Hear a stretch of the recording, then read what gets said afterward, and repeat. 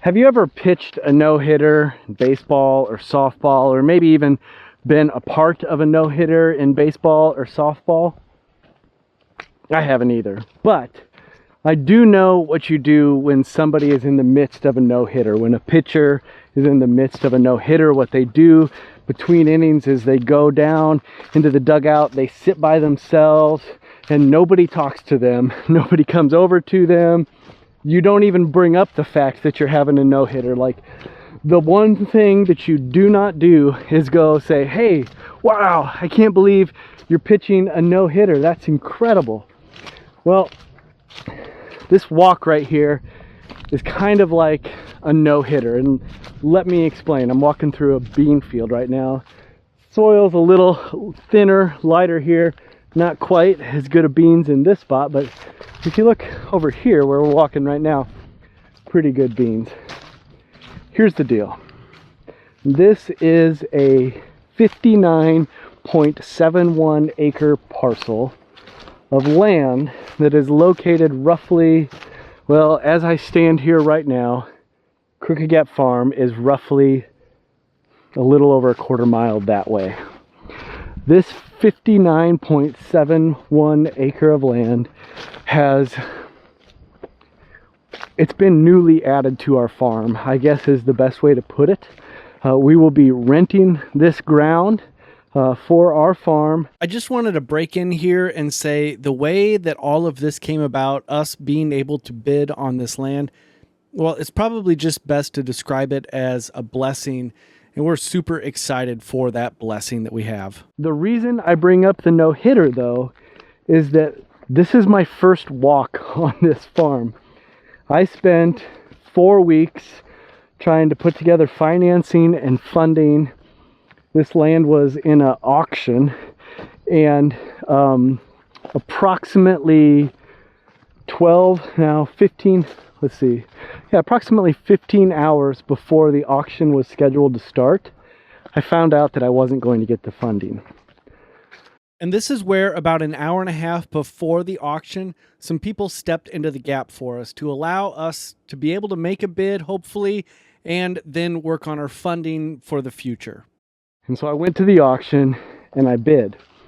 The thing is that I didn't want to walk on this ground before we knew that we had funding, because I didn't want to become attached to it. I was building up enough dreams in my head as it was as to what we could do with this farm, how this would, propel our farm business forward, and, the things that we could do differently that we've never been able to do before. And so I walked about 20 foot onto the farm one day with my cousin, and I turned around and walked off, and I drove past, and that's what I've been doing for the 15 years that we've lived here. Is I've been driving past this place, and it's always been in the back of my mind as like, this may be the one area that we're able to expand to. I thought that maybe that opportunity would come maybe 10 years from now. The reality is it came now. So what do we do with 59.71 acres of ground that has been row cropped for at least the last 10 to 12 or 13 years? I do remember when we first moved out here that this whole tillable acres, and I guess I don't know if I've mentioned that, but there's 49 tillable acres, roughly 49 tillable acres on this. When we did first move out to the farm, it was in hay production. It was in alfalfa. But now it's been in corn and beans, or corn and bean rotation, like I said, for quite a few years. And there's some issues that come with that production. I don't know if you can see because of where the sun's at right now, but we've got some washouts that are beginning to happen, and have happened because there hasn't been any waterways built into the farm.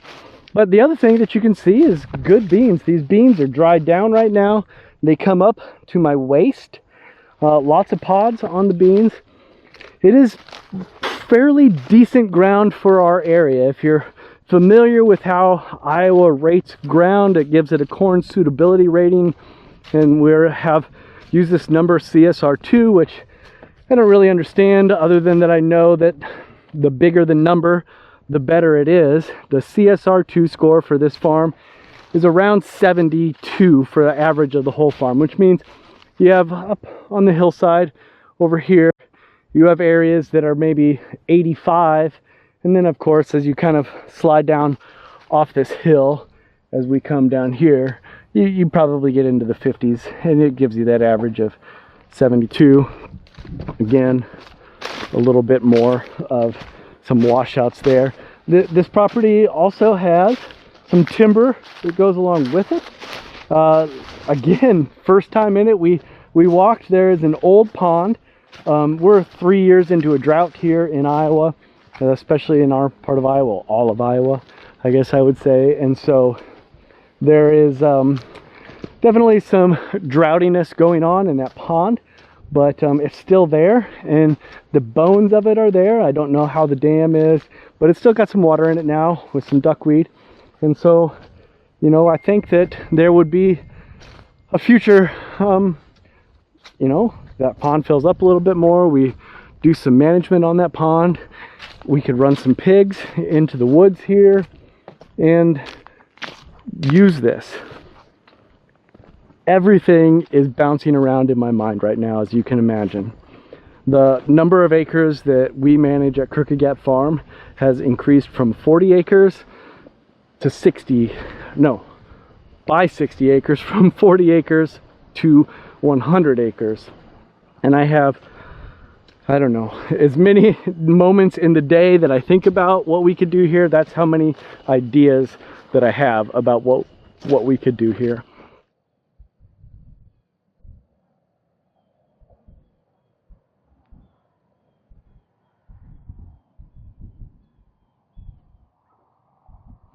So we don't take possession yet, or the owners of the new owners of this farm that we'll be renting from, they don't take possession until later in November. It is mid-October right now, so we've got a little ways to go until we're out here doing management and preparing for crop year, and crop year is probably not the right word, but growing year 2024. This little grassy area here, that actually takes you down to the pond, or no, not this grassy area. There's a grassy area up ahead that takes you down to the pond. So yeah, this is what I hope.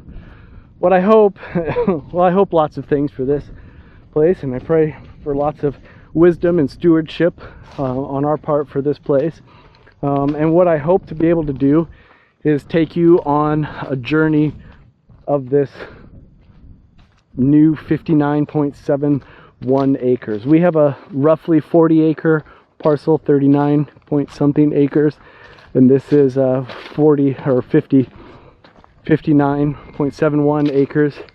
I feel like we can call that 100 acres, but my youngest son says that it's 99 acres. But what does our farm look like with 100 acres to manage? This is the little grass path that takes you down to the pond. What does it look like if this turns into perennial pasture or hay production or both? What does it look like to build all the fence that we would need to build on this? What steps do we take to get there?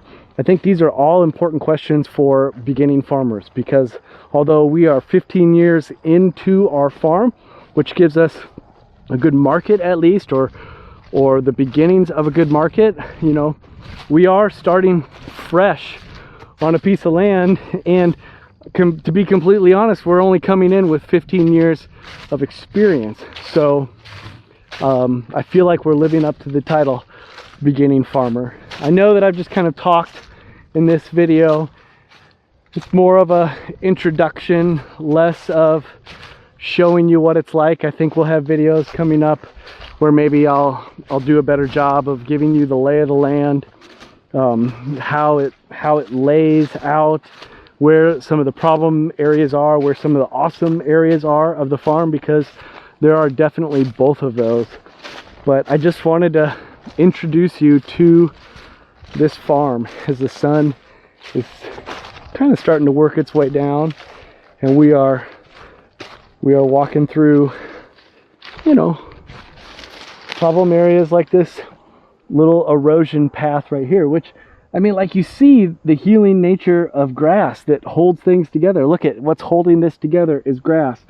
What's falling off is the crop ground. And so there's just so much excitement that we have to be able to steward this and work with this. So this is all I'm asking. Come along for the ride with us. You can put suggestions in the comments down below, of course. If you've got any ideas how you would management, I'll share my ideas with you, and we'll make some decisions. I've definitely got a team of people that I'm going to go to in our area, farmers that I know, family that I know that are going to be a brain trust of sorts as we go ahead on this journey. But I am always open for comments. So that's the first thing that I ask if you want to follow along with this journey. And the second thing that I ask is that you share this journey. So if you are watching on YouTube, there's a little button down below this video to share. Go ahead, share it. Let people know this is a good one to watch. Our idea, this new kind of vision for the Beginning Farmer channel is going to be, you know, how do we integrate this into our farm? How do you turn a row crop piece into a piece of a direct-to-market livestock farm? And so share, tell everybody about it, give it a thumbs up, like, whatever you do. I know that we haven't put out a lot of videos in a long time. I feel like we've got an exciting mission here to share with you all as we take this beautiful piece of southern Iowa, south central Iowa land, and steward it, work on it, grow on it, personally grow on it, and raise livestock and just enjoy everything that comes along with it. Thank you guys so much for watching. You guys have a wonderful day wherever you are, whenever it is. I hope that you come along for the ride with us.